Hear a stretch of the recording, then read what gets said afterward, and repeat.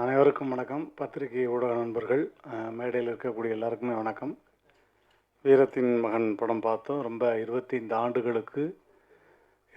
ஆண்டுகளாக தன்னுடைய சொந்த நாட்டுக்காக போராடும் ஒரு மக்களுடைய கதையை ரொம்ப ஆழமாக காண்பித்த இயக்குனருக்கு மனமார்ந்த நன்றி. ரெண்டாவது, இந்த திரைப்படம் நார்வே திரைப்பட விருது வழங்கும் விழாவில் திரையிடப்படுகிறது அப்படின்னு சொல்லும்போது ரொம்ப ரொம்ப மகிழ்ச்சி.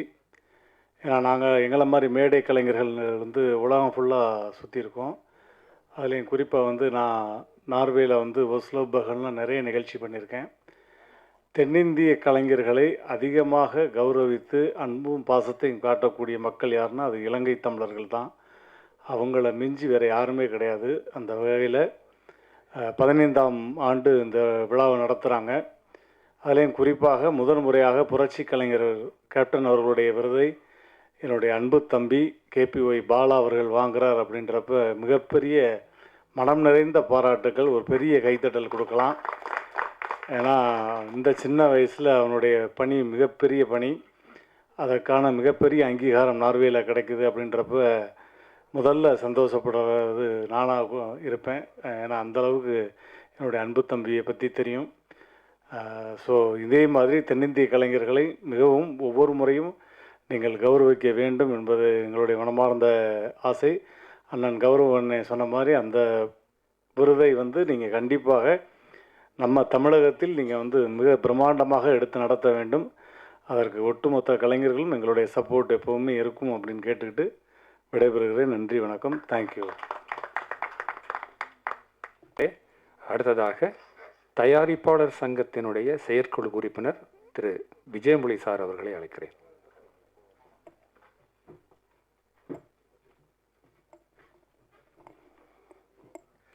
எல்லாருக்கும் வணக்கம். இன்றைக்கி ஞாயிற்றுக்கிழமை அதுமாக நம்ம பத்திரிக்கையாளர்லாம் நீங்கள் இந்த கன்னு மாதிரி கேமரா தூக்கிட்டு வந்திருக்கீங்க ரெஸ்ட் எடுக்காமல். உங்களுக்கும் தெரிஞ்சிருக்கு வீரத்தின் மகன்றது என்ன போல.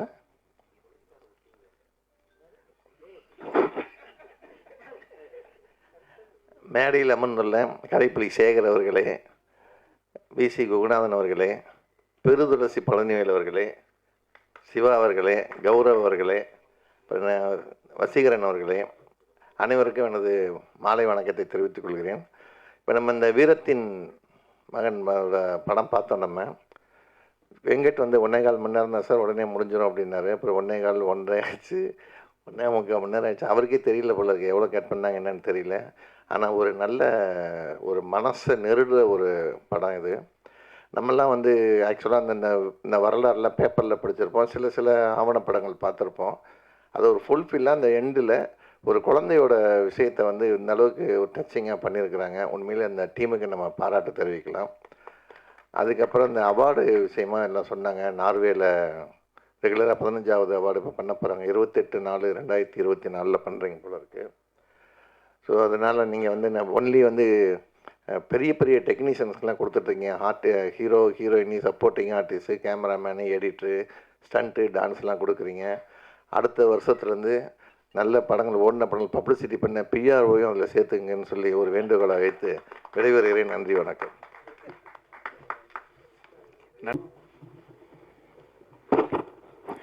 இங்கு வருகை தந்திருக்கின்ற அனைத்து கலையுலக பெருமக்களுக்கும், விசேடமாக VC குகுநாதன் ஐயா, கலைப்புலி G ஞானசேகரன் ஐயா, நடிகர் ரோபோ சங்கர் அவர்கள் மற்றும் இயக்குனர் நடிகர் போஸ் வெங்கட் மற்றும் அனைவருக்குமே என்னுடைய இனியம் கனிந்த வணக்கங்களையும் வாழ்த்துக்களையும் தெரிவித்துக் கொள்கின்றேன். நோர்வே தமிழ் திரைப்பட விழா 2010ஆம் ஆண்டு ஆரம்பிக்கப்பட்டது. ஆரம்பித்து அன்னளவாக 15 வருடங்களை நாங்கள் எட்டி பிடித்திருக்கின்றோம். இது தமிழர்களுக்காகவே உலகத்தில் நடைபெறுகின்ற, அதாவது தமிழ்நாட்டுக்கு வெளியில் நடைபெறுகின்ற ஒரு முக்கியமான விழாவாக பல நாடுகளால், பல நாட்டின் அரசுகளால் அங்கீகரிக்கப்பட்ட, விசேடமாக நோர்வேஜிய அரசினால் அங்கீகரிக்கப்பட்ட ஒரு விருது விழா. அது மட்டுமல்லாமல் இந்த விருது விழாவிலே நாங்கள் தமிழ்நாட்டிலிருந்து வெளியாகின்ற 250 அல்லது 300க்கு மேற்பட்ட திரைப்படங்களில் ஒவ்வொரு வருடமும் சிறந்த திரைப்படங்களாக 20 திரைப்படங்களை தெரிவு செய்து அவற்றுக்காக 25 பிரிவுகளில் தொடர்ச்சியாக கடந்த 14 ஆண்டுகளாக விருதுகளை வழங்கி வருகின்றோம். உலகத்தில் வாழ்கின்ற அனைத்து தமிழர்களுக்காகவும் அவர்களுடைய வாழ்வியலை, கலை கலாச்சார வாழ்வியல் பண்பாடுகளை, வழிகளை, வரலாற்றை பதிவு செய்கின்ற சிறந்த கலைஞர்களை தொடர்ச்சியாக நாங்கள் மதிப்பளித்து பாராட்டி உலகத் தமிழர்களின் சிறந்த விருதாக தமிழர் விருதினை வழங்கி வருகின்றோம்.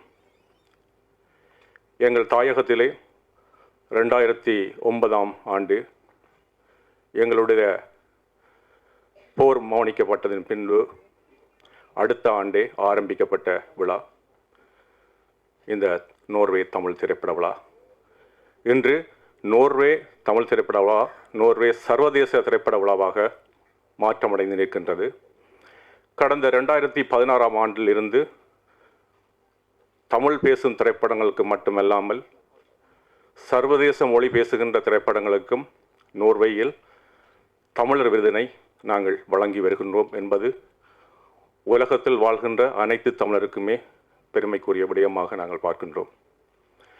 அந்த வகையிலே தமிழ்நாட்டுக்காக நாங்கள் 25 பிரிவுகளில் விருதுகள் இங்கே தொடர்ச்சியாக வழங்கி வருகின்றோம். அது மட்டுமில்லாமல் வளர்ந்து வருகின்ற அல்லது தங்களுடைய வாழ்வியலை பதிவு செய்ய மிகவும் ஆர்வத்தோடு சினிமா துறையில் பயணிக்கின்ற கலைஞர்களையும் பாராட்டி மதிப்பளிப்பதற்காக 2010ஆம் ஆண்டே நாங்கள் ஆரம்பித்ததுதான் இன்னும் 2 பிரிவுகள். தமிழீழம் டியாஸ்பரா என்ற கேட்டகரி, அதாவது தமிழர் தாயகம், புலம்பெயர்ந்த தமிழர்கள் வாழ்கின்ற தேசங்களில் இருந்து வெளியாகின்ற குறும்படங்கள், முழுநீள திரைப்படங்கள், காணொளிகள், ஆவண திரைப்படங்கள், அனிமேஷன் திரைப்படங்களுக்காக நாங்கள் தொடர்ச்சியாக விருதுகளை வழங்கி வருகின்றோம். தமிழ்நாட்டின் எல்லைக்கு அப்பால் இன்று நடக்கின்ற தனித்துவமான ஒரு விழாவாக இந்த விழாவினை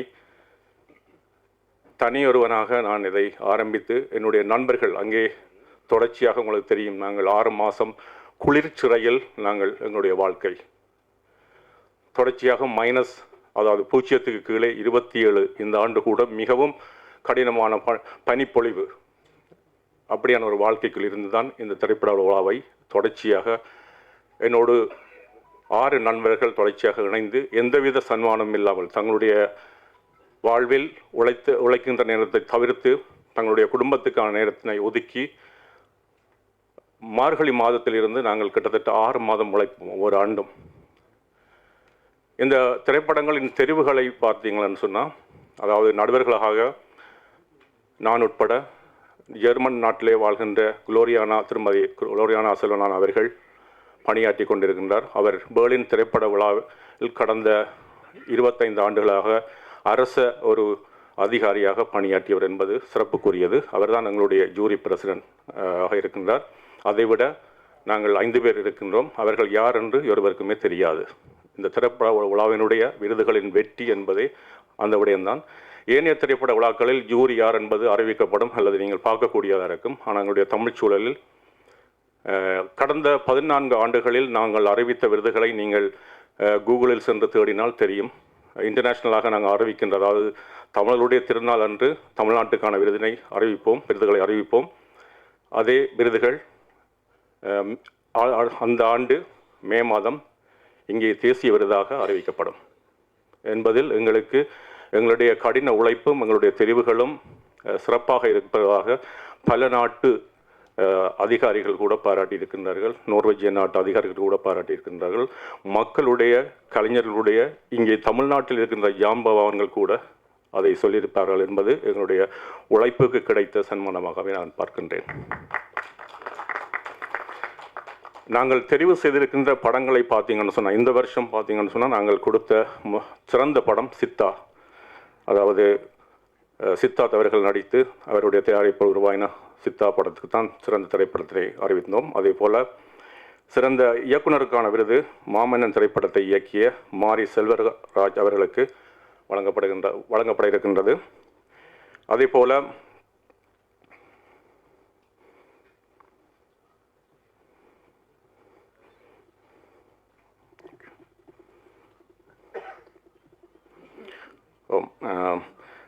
அடுத்ததாக சிறந்த நடிகருக்கான விருது சூரி அவர்களுக்கு வழங்கப்படுகின்றது, விடுதலை திரைப்படத்தில் நடித்தமைக்காக. சிறந்த நடிகைக்கான விருது பிரித்தி அஷ்ரானி அயோத்தி திரைப்படத்தில் நடித்தமைக்காக வழங்கப்படுகின்றது. சிறந்த இசையமைப்பாளருக்கான விருது அவர் கடந்த ஆண்டும் இந்த விருதினை பெற்றிருந்தார். AR ரஹ்மான் அவர்களுக்கு வழங்கப்படுகின்றது, மாமன்னன் மற்றும் பொன்னியின் செல்வன் 2 திரைப்படத்துக்காக. சிறந்த தயாரிப்பாக உங்களுக்கு தெரியும் ஜாத்திசை, பொன்னியின் செல்வன் எப்படி பெரும் பருச்செலவில் தயாரிக்கப்பட்டதோ அதுபோன்று அதற்கு நிகராக ஒரு காலால் தயாரிக்கப்பட்ட மிக சிறந்த தயாரிப்பாக நாங்கள் ஜாத்திசை திரைப்படத்துக்கு வழங்கியிருந்தோம். அதை தயாரித்திருந்தவர் KJ கணேஷ் அவர்கள். சிறந்த பாடலாசிரியருக்கான ஜாத்திசை சிறந்த பாடலாசிரியருக்கான விருது ஜுகபாரதி அவர்களுக்கு வழங்கப்படுகிறது, பாடல் ராசா கண்ணு, திரைப்படம் மாமன்னன். சிறந்த பெல்ல நடிகருக்கான விருது ஃபஹத் ஃபாசில் அவர்களுக்கு வழங்கப்படுகின்றது, மாமன்னன் திரைப்படத்தில் நடித்தமைக்காக. சிறந்த குணச்சித்திர நடிகருக்கான விருது அமரர் எங்களுடைய பூ திரைப்படத்தின் மூலம் மிகவும் அறியப்பட்ட ராமு அவர்களுக்கு வழங்கப்படுகிறது, திரைப்படம் கிடா. சிறந்த குணச்சித்திர நடிகைக்கான விருது அபர்நதி, அதாவது இன்றைக்கு தமிழர்களுடைய வாழ்வியல் எப்படி போய்கொண்டிருக்கின்றது, குடும்ப உறவுகள் எப்படி இருக்கின்றது என்பதை மிகவும் சிறப்பாக எடுத்துக்காட்டிய திரைப்படம் இறுகப்பற்று. அந்த இறுகப்பற்று திரைப்படத்தில் நடித்த அபர்நதி அவர்களுக்கு சிறந்த குணச்சித்திர நடிகைக்கான விருது வழங்கப்படுகின்றது. சிறப்பு ஜூரி விருது, அதாவது special NTFF Norway Tamil film ஃபெஸ்டிவலுடைய ஸ்பெஷல் ஜூரி அவார்ட் சிறந்த திரைப்படத்துக்கான சித்தா படத்துக்கு கொடுக்கப்பட்டது. அதே மாதிரி அதில் நடித்த சித்தார்த் அவர்களுக்கு சிறப்பு ஜூரி விருது வழங்கப்படுகின்றது. அதே மாதிரி அதே திரைப்படத்தில் சிறந்த குழந்தை நட்சத்திரமாக நடித்த பேபி சாஸ்ட்ரா ஸ்ரீ அவர்களுக்கு சித்தா திரைப்படத்துக்காக வழங்கப்படுகின்றது. சிறந்த படத்தொகுப்பாளர் R ராமர், படம் விடுதலை பாகம் 1. சிறந்த ஒளிப்பதிவாளர் நான் நினைக்கின்றேன் R வேல்ராஜ் அவர்கள் இங்கே வந்திருக்கிறாரா தெரியல, தயவுசெய்து வந்திருந்தால் இங்கே வருமாறு பணிவன்போடு கேட்டுக்கொள்கின்றேன். வருவதாக உறுதியளித்திருந்தார், மேடைக்கு அழைக்கின்றேன், அவரை இங்கே காணவில்லை. ஸோ அடுத்ததாக சிறந்த ஒளிப்பதிவருக்கான நடன கலைஞருக்கான விருது சாண்டி மாஸ்டர் அவர்களுக்கு வழங்கப்படுகின்றது, திரைப்படம் மாமன்னன்.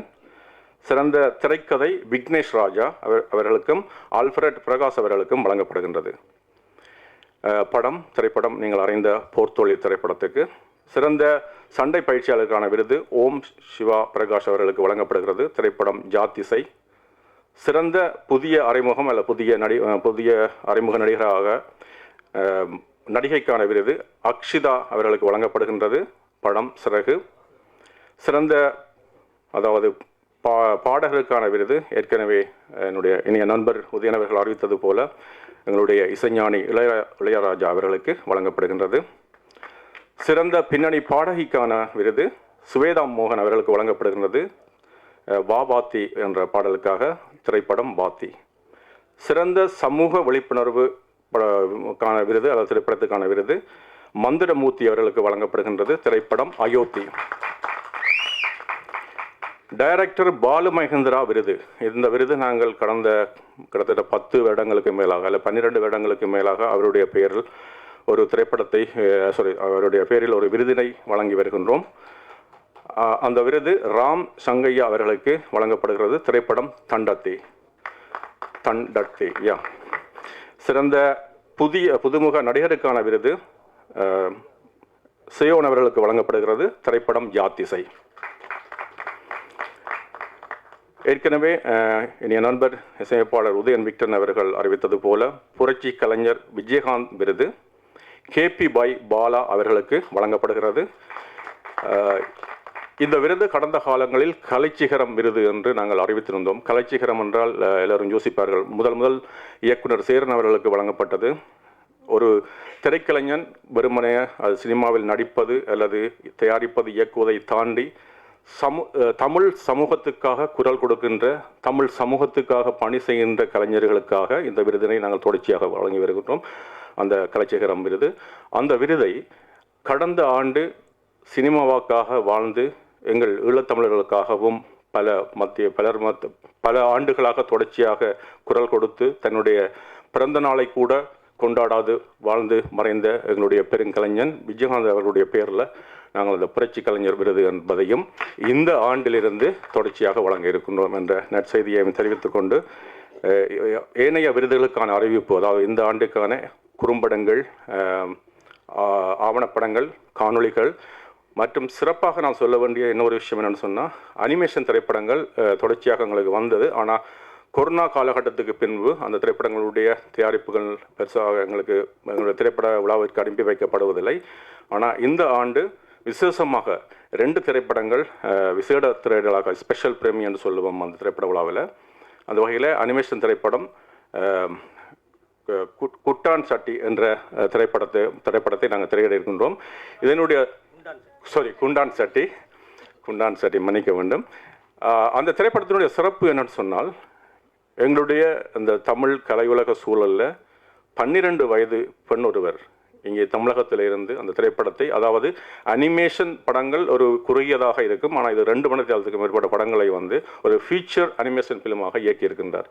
அந்த திரைப்படத்தையும் நாங்கள் 15வது நோர்வே தமிழ் திரைப்பட விழாவில் நாங்கள் திரையிட இருக்கின்றோம். அதுபோல இன்று நீங்கள் பார்த்த இந்த வீரத்தின் மகன் என்ற திரைப்படத்தையும் நாங்கள் திரையிட இருக்கின்றோம் என்பது உங்களுக்கான செய்தியாக நான் அறிவித்துக் கொள்கின்றேன்.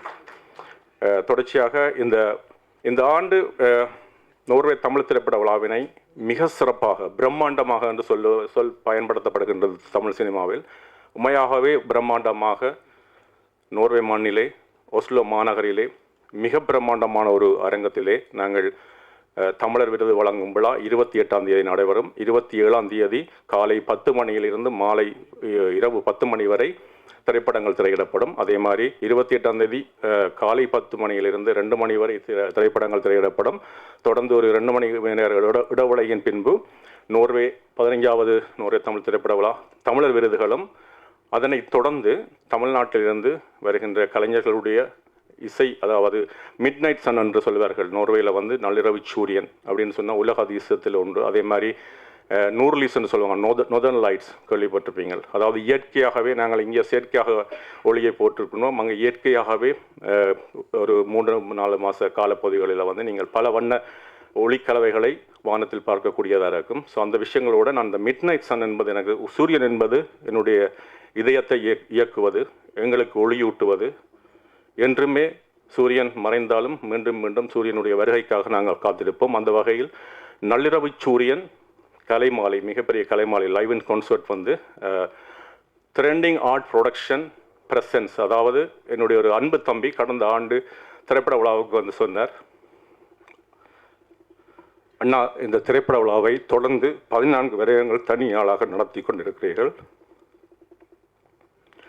உங்களுக்கு பக்க பலமாக இருந்து மிக சிறப்பாக நடத்தி தருவேன் என்று சொன்னார். அதே போல மிக பிரமாண்டமாக பெரிய பொருட்செலவில், நீங்கள் யோசிக்க முடியாத பொருட்செலவில் ஒரு இளைஞன் ஹரி பஞ்சலிங்கம் அவர்கள் பேராதவர் இந்த விழாவை மிகவும் சிறப்பிக்க இருக்கின்றார். ஏன்னு சொன்னால், தனியொருவனாக என்னுடைய உழைப்பில் மட்டுமே எங்கள் சமூகத்துக்கான, எங்கள் கலைஞர்களுக்கான மிக சிறந்த அங்கீகாரமாக இது உருவாக வேண்டும். இன்றைக்கு ஒஸ்கார் என்று சொல்லி நாங்கள் வெளிநாட்டு திரைப்பட விழாக்களுக்கு பின்னால் ஓடிக்கொண்டிருக்கின்றோம். 9 கோடிக்கு மேலே எங்களுடைய மக்கள் உலகமெங்கும் வாழ்கின்றார்கள். தமிழ்நாட்டில் மட்டும் கிட்டத்தட்ட 60 கோடிக்கு மேலே, உலகம் முழுக்க, உலக பரப்பெங்கும் 220 நாடுகளில் எங்களுடைய மக்கள் வாழ்கிறார்கள். எங்களுக்கான தனித்துவமான ஒரு திரைப்பட விழா வேண்டும் என்பது என்னுடைய 2000 ஆண்டிலிருந்து தோன்றிய எண்ணப்பொறி. அதுக்கான அந்த முதல் அத்திவாரத்தை நான் 2010ஆம் ஆண்டில் தொடங்கி சின்னனாக குடும்பங்கள், அங்கே நோர்வே மண்ணிலே 15,000 குடும்பங்கள் மட்டும்தான் இருக்கிறார்கள். இங்கே தமிழ்நாட்டு போல் நிறைய மக்கள் இல்லை. ஆனால் பேர் ஆதரவில்லை. ஏதோ சினிமா விழா நடத்துகிறான்ற மாதிரி தான் இருக்கும். ஆனால் கிட்டத்தட்ட 2.5 கோடிக்கு மேலே நான் வந்து விதைச்சிருக்கிறேன். இந்த விழா வந்து எங்களுக்கான ஒரு தனித்துவமாக வரணும், தமிழர்களுடைய படைப்புகள் சிறப்பாக உலகத்தரத்துக்கு கொண்டு போகணும் என்ற அந்த ஒரு காரணத்துக்காக. ஆனால் எனக்கு நம்பிக்கை இருக்கின்றது, தமிழ்நாட்டு அரசு இந்த 25 விருதுகள் பெறுகின்ற கலைஞர்களை அந்த நாட்டில் நாங்கள் அழைச்சு அவங்களுக்கு விருது வழங்கக்கூடிய ஆசை. ஆனால் இங்கே இருக்கிற பெரியவர்கள், இந்த ஊடகம் வந்து நான் நினைக்கிறேன் இந்த தமிழ்நாட்டு அரசுக்கு இந்த செய்தியை எடுத்து செல்லும் என்று. அதாவது இங்கே விருது பெறுகின்ற கலைஞர்களை அங்கே அனுப்பி வைப்பது என்பது மிகப்பெரிய பொருட்செலவு. அதை நான் திறந்த மனதோடு சொல்லுகின்றேன். எல்லாரையும் கூப்பிட்டு அந்த மண்ணிலே, அதாவது உலகத்தின் உச்சியிலே, பூமி பந்திலே வந்து நாங்கள் மேலே இருக்கின்றோம். இங்கே எங்களுடைய நாடு பக்கத்தில் இலங்கையும் சரி, இந்தியாவும் கீழே இருக்கின்றது. நான் சொன்னது போல மிகவும் குளிர் காலம் கூடிய நாடு. 6 மாதத்துக்கு மேல் நாங்கள் வீட்டுக்கு வெளியிலே போயிடாது, வீடு வேலை அப்படி தான் இருக்கும். அப்படி ஒரு பெரிய ஆதரவு கிடைக்கும் என்ற நம்பிக்கையோடு நான் தொடர்ந்தும் 100 ஆண்டுகளை தாண்டி இந்த விருது விழா எங்களுடைய படைப்புகளையும் எங்களுடைய வரிகளையும் அனைத்து தமிழர்களுடைய அந்த சிறந்த இதையும் வந்து உலகத்தில் ஒஸ்காருக்கு நிகராக இந்த விழா என்று ஒரு நாள் மலரும் என்ற நம்பிக்கை எனக்கு இருக்கிறது. என்னை தொடர்ந்து வருகின்ற என்பவர்கள் இதை தொடர்ந்து நகர்த்துவார்கள் என்ற நம்பிக்கையும் எனக்கு இருக்கின்றது. அந்த விஷயங்களை சொல்லிக்கொண்டு விடைபெற்றுக் கொள்கின்றேன். நன்றி, வணக்கம். இயக்குனர் விக்னேஷ் ராஜா மற்றும் ஆல்பர்ட் பிரகாஷ் அவர்கள் சிறந்த திரைக்கதைக்கான தமிழர் விருது பெற்றவர்கள். போர்த்தொழில் திரைப்படத்திற்காக அவர்களை மேடைக்கு வருமாறு அழைக்கிறேன். அடுத்தது மூத்த பிஆர் அவர்கள் பெரு துளசி பழனிவேல் அவர்களை பேச அழைக்கிறேன்.